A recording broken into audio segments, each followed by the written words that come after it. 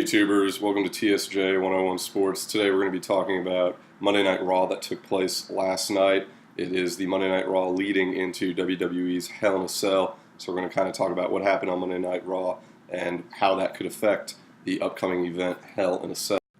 So for starters, right off the bat, holy Foley, everybody, we had a Mick Foley sighting on Monday Night Raw. He came out and interrupted Elias during his segment, which, I guess we could get into real quick. Elias is starting to get interrupted by a bunch of legends lately. 2 of the last 3 times he's been interrupted. It's by a legend. I don't know if this is foreshadowing any thought of he and The Rock doing a segment at WrestleMania, but there have been rumors that he and The Rock are going to do something at WrestleMania. So perhaps this is just foreshadowing a bunch of legends interrupting Elias. But Mick Foley's big announcement, he is going to be the special guest referee inside Hell in a Cell between Roman Reigns and Braun Strowman.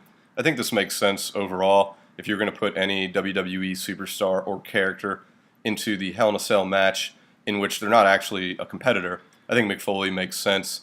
He's been in the Hell in a Cell a bunch of times. Many people know the infamous night where he was thrown off the top of the cell by Undertaker.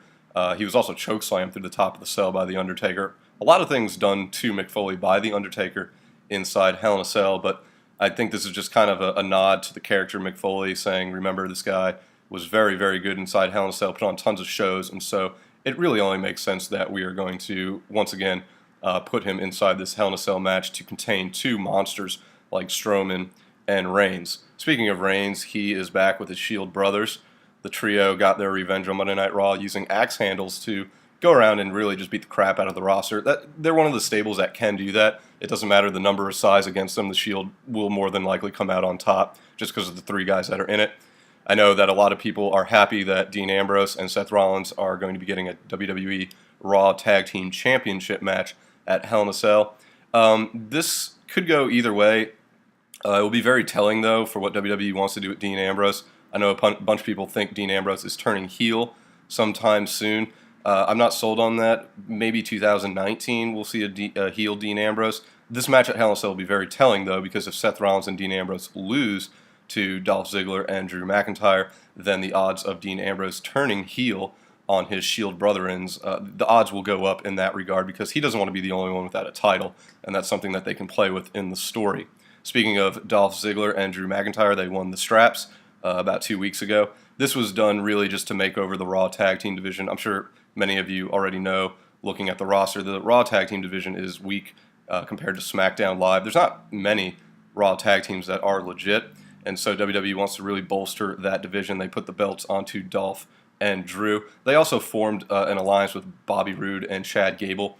I'm sure one of the other will turn on the other down near the future. But for right now, they are a tag team. Drew and Dolph are the tag team champions. It makes complete sense if you want to bolster that division. You got to put the belts on some, guys who have got credentials. And I know a lot of you are saying, well, Drew McIntyre just got to the WWE. Well, if you remember, he was already in the WWE before, way back in the day, and he was actually a past tag team champion with Cody Rhodes, who had one of the matches of his career not too long ago. And so, I don't think WWE is too worried about Drew McIntyre. If anything, he's been overly impressive since returning, and so he and Dolph will probably have a nice run with the tag team titles. That is, of course, unless Seth and Dean knock them off at the Hell in a Cell pay-per-view. So we'll just have to kind of wait and see what happens there.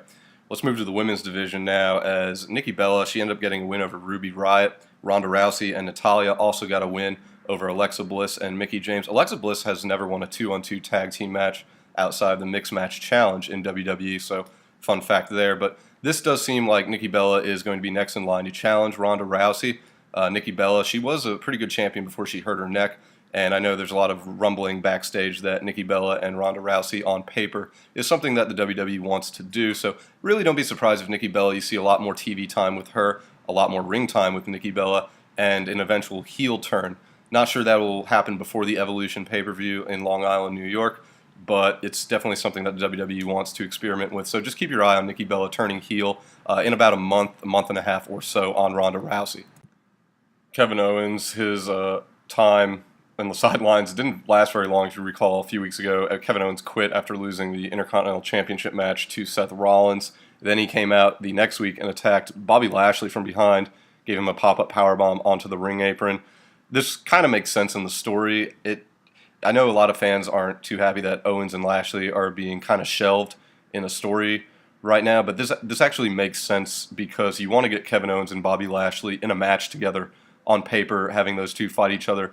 I mean, that just makes too much sense if you're a creative writer backstage wanting to do something with Bobby Lashley and Kevin Owens. I mean, they got to meet at some point in their careers if they're both on the roster at the same time. So it makes sense you got to do it at some point, and it makes even more sense to do it now because of the whole Sami Zayn factor. So in case you missed it, Kevin Owens came out on Monday Night Raw this past week and pretty much laid out Tyler Breeze, and he kind of explained why he attacked Bobby Lashley, which completely made sense from a story standpoint.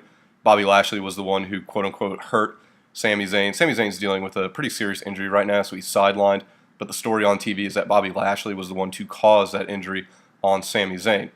Parallel to that story is Kevin Owens failing on Monday Night Raw time and time again. Owens finally says enough's enough, and he blames Bobby Lashley for the loss of his best friend, Sami Zayn. I mean, this makes sense from a character standpoint because Kevin Owens works better with people, and so the fact that Sami Zayn is out and Kevin Owens is struggling, that kind of actually makes sense for the character of Kevin Owens, that he needs somebody to help him out. I necessarily don't agree that that's how you should be booking Kevin Owens, but that's the character the route has taken, or the route the character has taken, rather. And so, that's something that WWE just has to play with moving forward. But Kevin Owens is blaming Bobby Lashley for taking out Sami Zayn, therefore a butterfly effect of Kevin Owens' failure. This makes sense on paper for a storyline standpoint, and so we'll kind of see where this goes from here. I'm sure the two will fight at Hell in a Cell. It could be a pre-show match, which would be pretty weird to see between two top talents like Kevin Owens and Bobby Lashley, but again, this match makes sense on paper, it makes sense in the story, and it makes sense for the character of Kevin Owens to want to take his frustrations out on Bobby Lashley. So I don't really have a problem with this story. It needed to be done, and so we're just kind of seeing it right now. Where this leads and where this goes, time will tell. That's kind of a gray, murky area, but for right now, we should just sit back and enjoy Owens and Lashley. And then finally, the Triple H promo that he did with, I guess he just did by himself, but it was in regards to his match with The Undertaker coming up. If you missed it a week ago, Shawn Michaels entered the ring for the first time in a while, since January, I think, and gave his opinion on Undertaker versus Triple H, the match that will take place in Australia at the Superstars Showdown.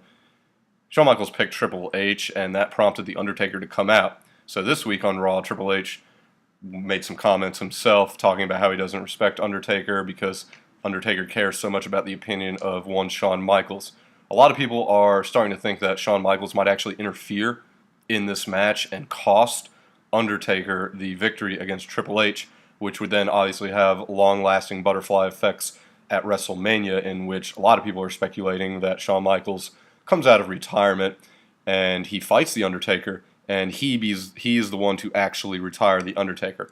Because over the past few years, Undertaker, he's lost a few WrestleMania matches, and he's even put his hat and coat in the middle of the ring, kind of symbolizing he's retired. But Undertaker has never officially said he's retired, and so you could still, if you're WWE, play with the retirement match at WrestleMania, and perhaps Undertaker wants Shawn Michaels to be the one to retire him. So even though Shawn Michaels is retired, he's still making history, possibly, if this match between Triple H and Undertaker in Australia is a linchpin in a story to get to Shawn Michaels, Undertaker at WrestleMania. Despite the age between Undertaker and Shawn Michaels, I don't think anybody in the WWE universe or the fan base really minds seeing Shawn Michaels in the ring one more time, especially against the Phenom Undertaker at WrestleMania. But if Undertaker and Triple H just have this match and it's clean, then don't expect anything with Shawn Michaels down the road, or even in Australia for that matter. We will be back Wednesday to talk about SmackDown Live, and then again on Saturday to kind of preview Hell in a Cell as a whole. Thank you guys so much. Hope you enjoyed the video, and see you next time.